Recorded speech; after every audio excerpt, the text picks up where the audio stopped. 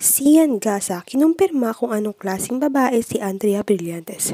Halina't panoorin natin ang buong detalye.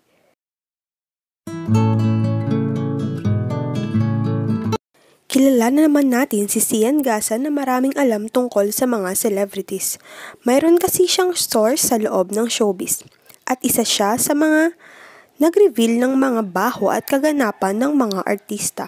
Katulad na lamang ngayon na sobrang nag-viral ang kumakalat na issue tungkol kay Daniel Padilla at Andrea Brillantes, na di umano'y may tinatago silang relasyon at higit pa sa pagkikita ang ginagawa nila.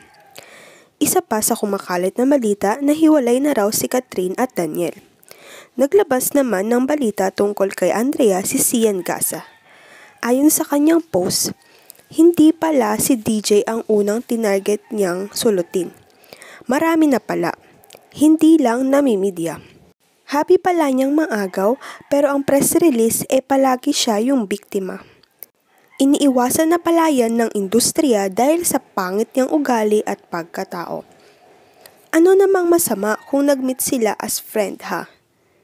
Humingi lang naman siya ng advice sa kuya DJ niya kung paano i-handle ng tama yung ex niyang si Richie Kung pagsalitaan nyo naman ng masama yung tao, parang may ginagawa siyang mali. Grabe kayo. Matagal na nga ang balita pero hanggang ngayon ay wala pa ring nagsasalita sa bawat panig. Sa ngayon, huwag kalimutang mag-like at subscribe sa aking YouTube channel Celiang Beats para updated kayo sa kaganapan ng mga celebrities at mga famous vloggers. Maraming salamat po sa panonood.